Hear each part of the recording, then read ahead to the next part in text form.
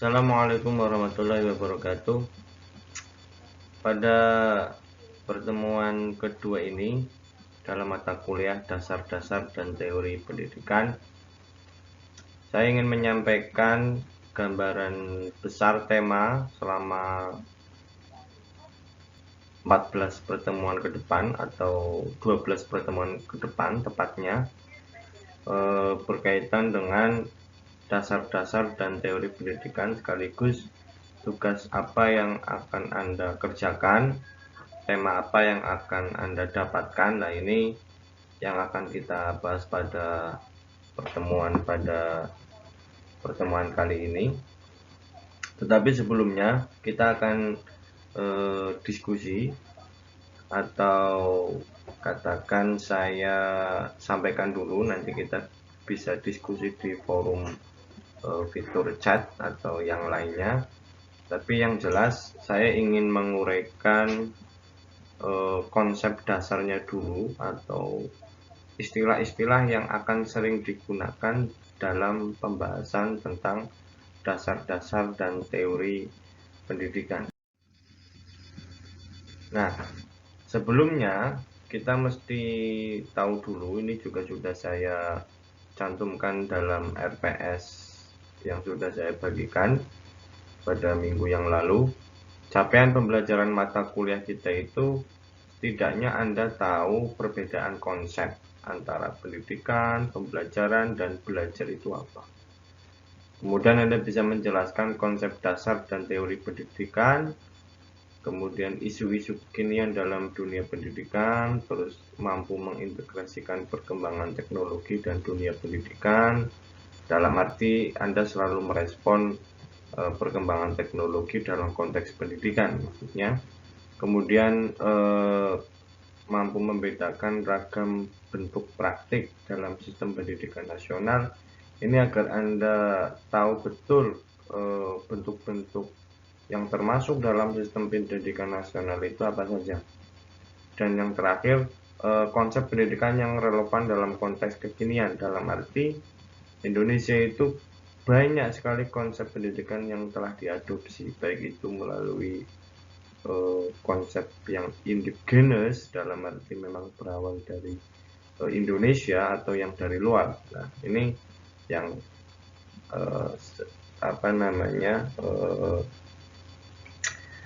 yang saya harapkan Anda bisa setelah selesai mengikuti kuliah ini, Anda bisa mengetahui hal-hal tersebut. Sebelum ke definisi ke tema-tema itu, perlu Anda pahami dulu, Anda pastikan dulu definisinya. Definisi pendidikan itu apa? Untuk memahami pendidikan, Anda perlu tahu atau perlu membedakan yang namanya belajar itu apa, pembelajaran itu apa. Kalau secara sepintas, saya tanya kepada Anda semua, pendidikan itu apa? Anda mungkin dari beberapa kalian itu bingung untuk mengartikan pendidikan itu apa itu. Dalam otak itu tergambar apa kalau saya ngomong kata pendidikan? Mungkin Anda tergambar gedung, sekolah, terus apa? Nah, ini menarik karena akan kita gali secara mendalam dan kita pastikan definisi pendidikan bagi Anda itu apa. Untuk mempermudah, maka kita sandingkan konsep pendidikan dengan pembelajaran. Pembelajaran itu apa? Bedanya dengan pendidikan apa? Ini akan sangat rumit kalau Anda tidak bisa membedakan antara pendidikan dan pembelajaran secara pasti. Apalagi misalnya saya tanya, apa itu belajar? Ini juga istilah kunci dalam dunia pendidikan. Jadi ini hal yang lucu ketika misalnya setelah Anda kuliah ini, atau Anda lulus bahkan sarjana pendidikan, ketika ditanya definisi pendidikan itu Anda tidak bisa menjawab. Nah, ini sangat payah. Maka kita perlu mengupas secara lebih dalam apa itu pendidikan, apa itu belajar, apa itu pembelajaran.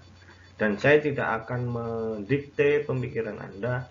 Saya hanya mengungkapkan apa konsep pendidikan menurut saya. Belajar menurut saya, pembelajaran menurut saya berdasarkan apa yang sudah saya baca. Terserah persoalan Anda mau mengikuti definisi saya, itu hak Anda, dan Anda harus merdeka dalam mendefinisikan semua istilah, tidak hanya pendidikan. Jadi penting saya tanyakan kepada Anda, apa itu pendidikan? Nah, sekarang saya mencoba untuk menjawab menurut versi saya, bahwa pendidikan itu sangatlah berbeda dengan belajar. Pendidikan itu bisa diartikan luas, bisa diartikan sempit. Sementara orang, pendidikan itu diartikan identik dengan sekolah formal. Kita ngomong SD berarti itu pendidikan. Ada kelas itu pendidikan. Ini identik. Apakah boleh? Boleh, cuman itu sangat sempit. Padahal arti dari pendidikan itu sendiri itu lebih luas. Yang disebut pendidikan itu yang apa? Yang mana? Nah, lalu yang akan kita bahas itu pendidikan dalam arti yang mana? Karena di sini pendidikan itu bisa disebut sebagai proses. Kalau dalam Undang-Undang Sistem Pendidikan Nasional itu usaha yang sistematis, terencana. Nah, di sana ada kurikulum dan memiliki tujuan tertentu. Itu definisi pendidikan versi undang-undang kita, Undang-Undang Sisdiknas. Maka kalau dilihat dari itu berarti pendidikan diartikan secara sempit karena dia harus terlembagakan dan lain sebagainya. Tetapi kita bisa mengartikan pendidikan itu ya ada upaya yang secara sengaja orang melakukan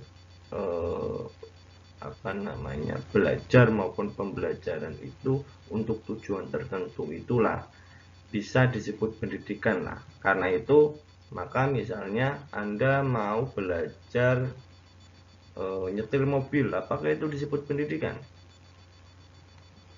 Bisa, kalau itu ada usaha, niat yang sengaja untuk memang biar bisa nyetir mobil dan terencana. Nah, ini disebut juga pendidikan. Lalu apa itu bedanya dengan pembelajaran? Kalau pembelajaran itu adalah derivasi atau turunan dari konsep pendidikan.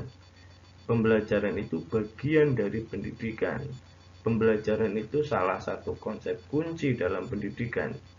Pembelajaran itu proses di mana ada dua orang yang melaksanakan kegiatan pendidikan, maka itu disebut pembelajaran.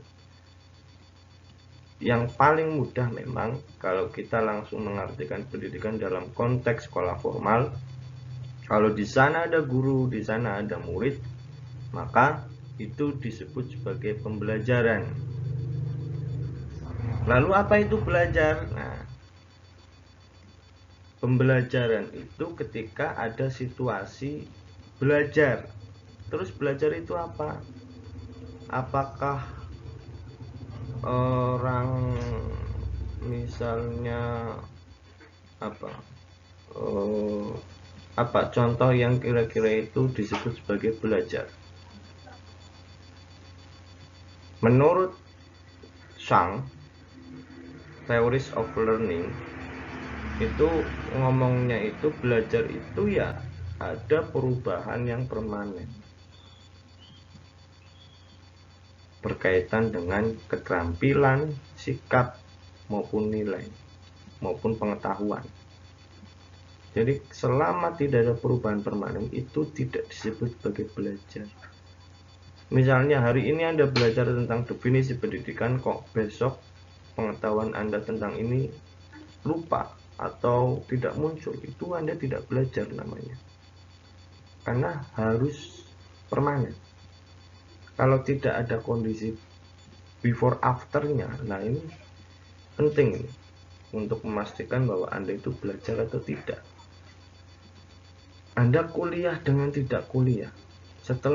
Sebelum kuliah Anda tidak tahu pendidikan. Setelah kuliah Anda sama tidak tahu apa itu pendidikan. Nah itu namanya kuliah bukan. Nah sama dengan namanya belajar bukan. Itu bukan termasuk dari belajar meskipun Anda mendapatkan ijazah. Maka Anda bisa saat ini Anda bisa menafsirkan sendiri ya. Bisa menafsirkan sendiri apa itu arti pendidikan menurut Anda, apa itu arti belajar, apa itu pembelajaran, sesuai dengan penangkapan Anda masing-masing. Saya tidak akan memaksa definisi-definisi yang saya tadi sampaikan, karena Anda bebas untuk coba Anda mengimajinasikan sendiri saja kira-kira apa yang tepat dan benar menurut Anda definisi dari pendidikan, belajar, dan pembelajaran itu. Nah, setelah Anda tahu pembelajaran, baru kemudian di sini ada kajian pokok dasar-dasar pendidikan. Ini sebagai landasan awal ketika Anda nanti masuk di semester 2, 3, 4, 5, 6 itu mesti banyak istilah yang berkaitan dengan kajian pokok ini. Pertama-tama nanti kita akan mendiskusikan pendidikan sebagai ilmu terapan. Ini masih sangat teoritik. Landasan-landasan dalam pendidikan juga ini berkaitan dengan landasan filosofi, psikologi, sosiologis. Dalam pendidikan itu apa saja. Kemudian ada hukum dasar pendidikan, itu nanti ngomong soal nativisme, terus konvergensi. Nah ini juga dari ini lebih ke perspektif psikologi, tapi perkiraan gambaran isinya adalah tentang hukum dasarnya. Ada misalnya siswa dikasih treatment apa, gimana pendidikannya, gimana pembelajarannya. Nah itu nanti masuk dalam hukum dasar pendidikan. Kemudian tujuan pendidikan dan kurikulum, karena tadi definisi pendidikan itu adalah upaya yang sistematis, terencana, maka di sini harus bertujuan. Tujuan pendidikan dan kurikulum. Kurikulum itu gambaran dari terencana suatu pendidikan. Tujuan pendidikan itu gambaran bahwa pendidikan itu upaya yang memiliki tujuan tertentu. Nah ini juga, maka dalam sekolah itu banyak tujuan SD, tujuan MI, tujuan SMP, menciptakan, membentuk siswa yang berakhlakul karimah, misalnya kan tujuan pendidikan. Kemudian ada pendidik dan peserta didik, itu nanti ada soal versi atau model-model pendidik itu seperti apa, syaratnya bagaimana, peserta didik juga demikian, apa yang harus dipenuhi, kemudian bagaimana dinamikanya. Itu isi daripada pendidik dan peserta didik. Alat pendidikan dan pembelajaran ini sangat erat kaitannya dengan media pembelajaran, kemudian infrastruktur dalam pembelajaran. Nah itu termasuk alat pendidikan dan pembelajaran. Ini juga satu konsep kunci. Nanti banyak mata kuliah yang secara lebih spesifik di semester-semester selanjutnya membahas tentang ini. Nah kita akan hanya membredeli hanya di permukaannya saja, tidak sampai ke dalam. Dan yang terakhir, kajian pokok dasar-dasar pendidikan itu adalah tentang keluarga, masyarakat, dan sekolah. Ini kita lebih terbuka untuk ngomong pendidikan tidak hanya dalam konteks sekolah formal atau pendidikan formal. Kita mencoba untuk mengkaitkan bagaimana hubungan, relasi, peran keluarga, masyarakat, dan sekolah secara sekaligus. Nah, setelah itu baru kita coba untuk mengkaji kajian pokok teori pendidikan. Ini ada 5 yang saya rancang. Yang pertama, teori pendidikan dunia modern. Ini kalau di pembahasan awal itu pendidikan sebagai ilmu terapan, dominasi disiplin ilmu psikologi sangat kental. Maka dalam pembahasan teori pendidikan dunia modern ini juga banyak sekali pengaruh dari perkembangan ilmu psikologi. Misalnya ada nanti konstruktivisme, kemudian ini banyak. Nah, ini terbahas dalam teori pendidikan dunia modern. Pentingnya apa? Biar nanti kita bisa memahami atau menganalisa, oh Indonesia itu praktiknya pakai teori ini gitu. Nah, kemudian nanti kita juga perlu tahu dinamika sistem pendidikan nasional.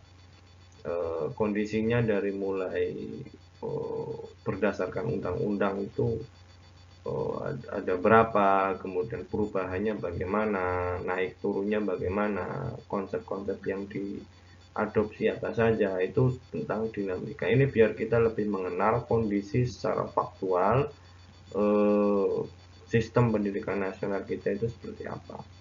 Kemudian ada teori pendidikan Ki Hajar Dewantara. Ini menjadi satu konsep yang penting juga karena bagaimanapun Ki Hajar Dewantara adalah Menteri Pendidikan pertama kita yang mencetuskan banyak teori dan bukunya juga banyak, dan itu yang menurut saya murni Indonesia, meskipun tidak sepenuhnya murni karena Ki Hajar Dewantara juga berangkat dari dia belajar di Belanda, dalam konteks penjajahan Belanda terus Jepang.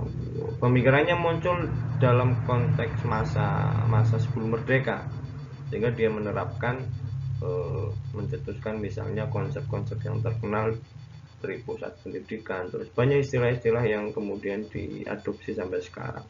Tapi sedikit juga yang bisa memahami secara pasti maksud atau esensi dari ini. Nah, ini juga kita akan bahas dan diskusikan. Kemudian ada pendidikan dan perkembangan teknologi. Ini sangat khas karena bagaimanapun kita mau nggak mau akan berhadapan dengan perkembangan teknologi seperti saat ini. Dalam kondisi yang pandemi, kita mau nggak mau harus melek teknologi agar tidak tertinggal dan setidaknya kita dapat memanfaatkan untuk pembelajaran agar kita tidak tertindas oleh teknologi. Maka kita harus bisa memanfaatkan teknologi ini. Salah satunya ini kita belajar online, bikin video, terus kemudian PowerPoint itu juga bagian dari teknologi. Ini penting juga untuk kita diskusikan. Dan yang terakhir, pendidikan karakter dan pendidikan multikultural. Ini dua konsep yang sering berulang-ulang digaungkan, selalu dibahas oleh berbagai macam tokoh pendidikan nasional saat ini, tetapi secara praktik masih belum sempurna.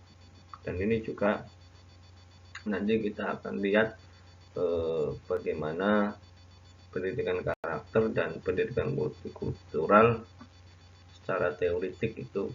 Nah, itu ada dua tema, sehingga kalau digabung ini ada 12 tema sudah saya rancang.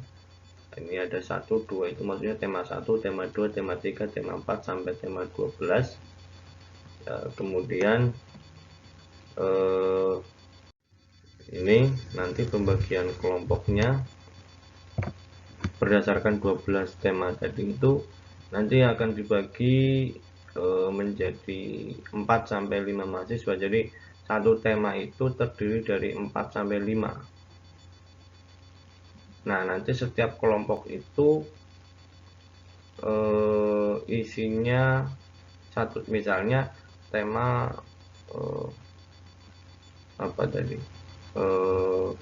tujuan pendidikan dan kurikulum, itu isinya adalah 4 sampai 5 mahasiswa. Ini dikerjakan secara individu. Tapi Anda bisa berdiskusi. Diskusi dulu kira-kira gambaran isinya itu apa. Tema tujuan pendidikan dan kurikulum itu isinya apa aja ya. Nanti Anda cari, Anda diskusikan. Setelah ketemu, Anda bisa bagi satu-satu. Seperti itu juga boleh. Atau Anda langsung menggarap sendiri-sendiri, itu juga boleh. Saya kira meskipun temanya sama, kalau dikerjakan sendiri juga nanti hasilnya akan berbeda. Nah, kemudian presentasi dimulai pada pertemuan ketiga. Jadi yang mendapatkan kelompok pertama yang mendapatkan tema pertama, Anda harus siap-siap memanfaatkan waktu 1 minggu ini untuk mengerjakan pilihan misalnya makalah atau resume. Untuk pembagian tugas Anda bisa baca, sudah saya tekniskan secara detail. Nah, pembagian kelompoknya seperti ini. Tema 1 itu nomor urutnya 1, 3, 5, 7. Jadi misalnya di presensi itu Surtiyah nomor 7, nah, berarti dia dapat tema 1. Atau misalnya Andi nomor 24, berarti dia temanya 9. Anda lihat tema 9 itu tadi tema apa? Yaitu adalah tema tugas Anda pembagiannya. Kalau misalnya kelas Anda itu ada 50 siswa, maka sesuai dengan ini, 50 mahasiswa. Atau kalau misalnya hanya 48 misalnya, berarti nomor tema 12 itu isinya hanya 4 mahasiswa. Yang tema 6 itu isinya hanya 4 mahasiswa juga, dan seterusnya. Kalau ternyata mahasiswa cuma 45, ya berarti dia hanya 3. Kelompok 6 itu hanya 3 mahasiswa, kelompok 12 hanya 2. Pokoknya ngikut yang ini sistemnya ganjil genap. Lalu presensinya ngikut ke siapa? Nanti kalau misalnya di Siska itu tidak muncul nomornya, maka nanti akan saya bantu, saya upload di iClass kalau memang belum, atau nanti saya serahkan ke Kosmanya. Nah, kemudian teknisnya adalah coba Anda diskusi dulu seperti yang tadi saya sampaikan, temanya apa. Kalau misal dibagi subtema boleh, atau Anda boleh berdiskusi, mencari ide dengan diskusi. Jadi Anda ngobrol itu nanti akan muncul ide, ada pancingan ide kalau diskusi. Kalau tidak diskusi saya kira tidak bisa. Baca itu juga kurang. Kalau Anda cuma baca tok itu juga butuh diskusi. Nah, jika yang ditulis adalah resume, maka tentukan banyak di resume, mau buku atau artikel. Nah, saya tidak, kalau buku ya Anda wajib memiliki satu, boleh dalam bentuk e-book, terserah lah, saya tidak mau membatasi, tapi yang saya inginkan adalah Anda membaca. Atau artikel jurnal, nah ini juga bisa pakai artikel jurnal kalau yang resume. Kalau yang dipilih itu makalah, ya nanti Anda siapkan buku referensi paling nggak 4-5 untuk bikin makalah sesuai dengan tema. Temanya misalnya tujuan pendidikan dan kurikulum, berarti cari buku berkaitan dengan itu. Kemudian Anda baca yang berkaitan dan Anda pahami, baru Anda nulis. Maksud saya adalah Anda tidak bisa menulis, tidak bisa mencari ide itu kalau tidak baca ataupun diskusi terlebih dahulu. Misalnya setelah ini Anda langsung nulis gitu, bikin tugas, tidak mungkin. Anda harus baca dulu, baca buku dulu, lalu kemudian Anda diskusi, atau sebaliknya.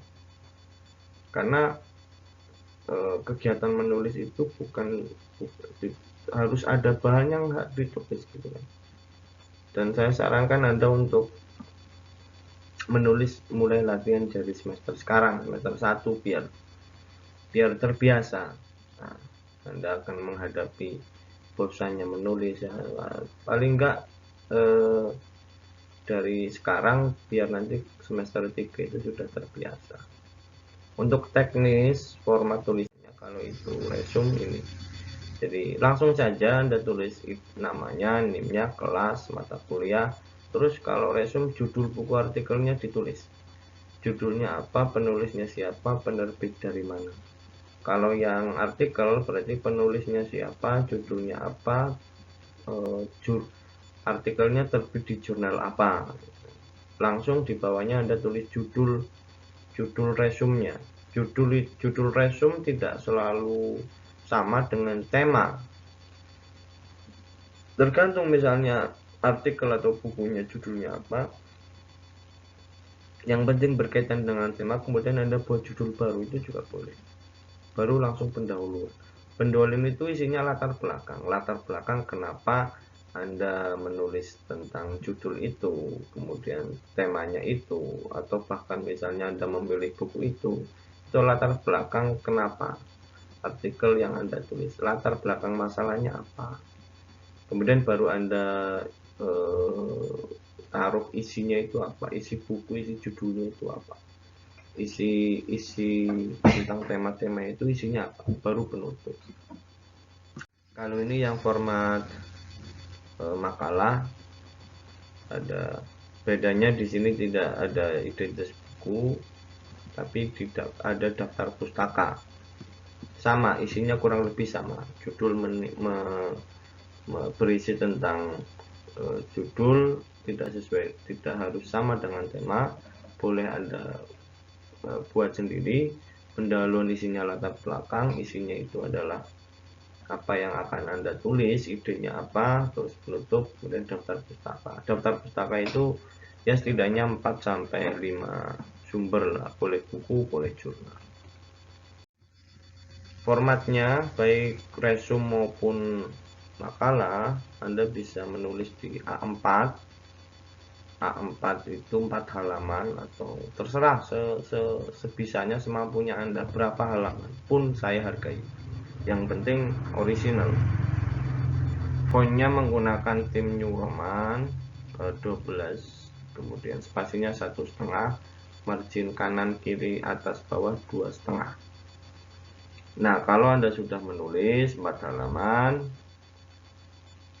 baru itu Anda convert ke PDF, terus di submit di Google Classroom. Nanti saya sediakan untuk penugasannya.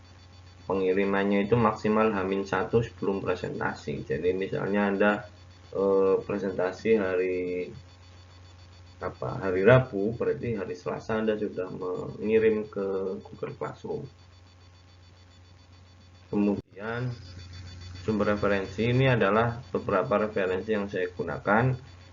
Ini tidak terbatas pada ini. Anda bisa mengakses buku yang lain, yang penting berkaitan dengan tema. Ini hanya saran saja, saya tidak merekomendasikan secara wajib, tidak, terserah. Ini biar Anda itu merdeka. Ini maksud saya adalah ini buku yang saya miliki dan sudah saya baca, maka saya rekomendasikan.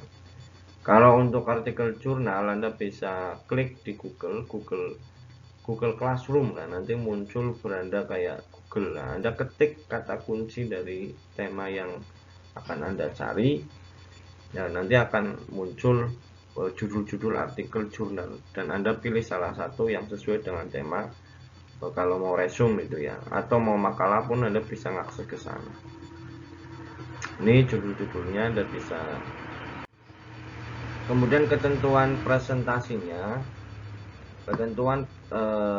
presentasinya adalah Anda harus presentasi diperkuliahkan sesuai dengan jadwal secara online, Google Meet, pakai Google Meet atau pakai Zoom sesuai dengan perkuliahan Anda. Kemudian nanti saya minta mahasiswa lain untuk jadi moderator dalam mengawal diskusi. Misalnya diskusi kelompok 1 dimoderatori oleh perwakilan dari kelompok 12, salah satu misalnya. Nah, itu bisa seperti itu. Nanti saya minta tolong Kosmo untuk mengatur dan menjadwalkan ini. Kemudian setiap siswa diberi waktu 5 menit. Misalnya satu kelompok itu ada 5 mahasiswa atau 4 mahasiswa, berarti setiap mahasiswa itu presentasi 5 menit dan wajib menyalakan kamera saat presentasi. Kemudian Anda presentasi jangan baca makalah atau resumenya. Sampaikan saja apa yang sudah Anda pahami. Dan apakah boleh 1 menit, Pak? Boleh. 1 menit boleh, 2, maksimal 5 menit. Mau ngomong berapa? Boleh, silakan. Ini bebas. Yang penting Anda kreatif gitu kan. Terus mahasiswa lain itu nanti dapat mengakses hasil resume presentator itu saat kuliah berlangsung. Nanti saya upload di iKlas. Maka kenapa kok saya minta Anda yang presentasi itu mengirim H-1, biar nanti bisa langsung disiapkan untuk mahasiswa lain itu mengakses. Saya upload di iKlas seperti yang pernah saya sampaikan. Nah, kemudian teman-teman yang lain yang menyimak itu bisa memberikan pertanyaan melalui fitur chat di Google Meet misalnya. Nanti moderator menginventarisir, misalnya misalnya ada 20 pertanyaan. Nah, ini moderator milih berapa yang diperlukan sesuai dengan waktu yang disediakan. Maka tanya jawab diberikan waktu maksimal 30 menit atau boleh lebih lah. Itu hanya ukuran standar saja, saya tidak membatasi. Kalau 30 menit ukuran satu pertanyaan itu dijawab 5 menit, berarti kan ada 6 pertanyaan. Nah, nanti moderator pinter-pinter untuk memilih siapa yang dipilih. Bisa dilihat dari kualitas pertanyaannya, misalnya kualitasnya bagus, nah, bisa kemudian Anda pilih. Maka moderator nanti akan saya beri poin keaktifan yang khusus gitu kan. Kemudian ini ketentuannya. Kemudian refleksi, saya tegaskan lagi untuk soal refleksi ini, Anda wajib screenshot saat tatap muka online. Kalau nanti misalnya kita tidak tatap muka online, berarti misalnya Anda pas nonton video ini, maka Anda screenshot video ini sebagai ganti daripada tatap muka online, misalnya tidak tatap muka online. Terus kemudian wajib menulis refleksi perkuliahan. Isinya adalah menjawab pertanyaan dari apa yang telah Anda dapat dari proses perkuliahan hari ini. Jadi seperti yang pernah kita uji coba di bulan pertama, itu sudah banyak yang bagus untuk menulis refleksinya. Kemudian ditulisnya itu 3 paragraf. Jangan dibuat list, tapi buat narasi. Misalnya pertemuan hari ini nomor 1, 2, 3, itu hindari.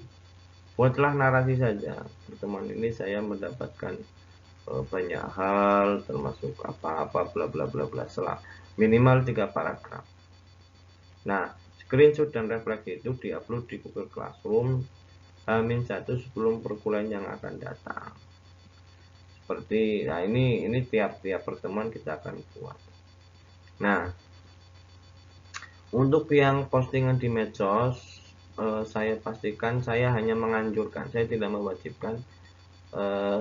Tapi saya sangat menganjurkan Anda memposting itu biar Insta Story IG Anda itu rame dan hidup dengan postingan-postingan yang positif. Anda bisa men-tag akun saya, nah, tetapi tidak wajib seperti ini. Yang wajib itu adalah screenshot dan refleksi di Google Classroom. Saya kira itu sangat jelas berkaitan dengan berbagai macam hal-hal yang kebingungan yang Anda pahami. Misalnya Anda coba untuk menafsirkan sendiri dan menginisiasi sendiri hal-hal yang sifatnya itu teknis, bukan prinsip. Kalau prinsip boleh Anda tanya ke saya langsung, cuman kalau hal yang teknis coba Anda berlatih untuk menghidupkan nalar Anda, logika Anda biar lebih hidup gitu. Ini yang membedakan antara mahasiswa dengan anak SMA gitu. Anda sudah dewasa, Anda sudah punya pemikiran yang baik, bagus, matang, maka Anda harus sudah mengetahui konsekuensi soal sebab dan akibat, termasuk dalam hal ini. Jadi saya tidak perlu menyuruh Anda belajar misalnya, karena nanti ada konsekuensi. Saya tidak akan menyuruh Anda mati-matian untuk mengerjakan tugas, karena nanti ada konsekuensi. Jadi itu saja udah yang dipikir. Anda berpikir tentang kemandirian belajar Anda biar maksimal bagaimana.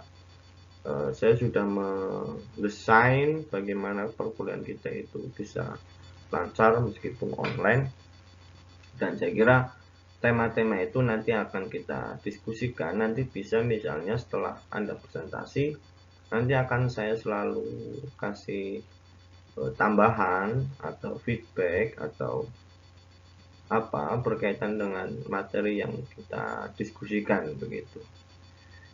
Terkait itu, maka saya kira jelas untuk tugas dan gambaran isi dari setiap tema yang akan Anda kerjakan. Anda bisa, terutama yang kelompok pertama, karena pada pertemuan ketiga Anda sudah harus presentasi. silakan dipersiapkan dan manfaatkan waktu yang sebaik-baiknya. Dan yang saya perlu sampaikan adalah tidak usah terlalu idealis dalam arti harus perfeksionis begitu, enggak usah. Yang penting Anda melakukan saja. Kalau mumet pusing misalnya, Anda coba istirahat sebentar sampai agak slow, kemudian mulai lagi begitu terus, karena itu menandakan bahwa Anda hidup, otak Anda hidup. Kalau Anda bingung berarti Anda hidup. Kalau Anda eh, tidak ada masalah, lah itu pertanyaan, maka otak Anda perlu Anda latih dengan sangat keras agar terbiasa menghadapi hal-hal yang seperti ini. Oke, saya kira itu yang bisa saya sampaikan pada pertemuan kali ini. Silakan jika ada pertanyaan yang memang penting dan perlu saya jawab, Anda bisa ketik di komentar atau di fitur yang lain bisa. Mohon maaf apabila ada kesalahan, banyak kesalahan yang saya sampaikan. Kita ketemu minggu selanjutnya. Saya akhiri. Assalamualaikum warahmatullahi wabarakatuh.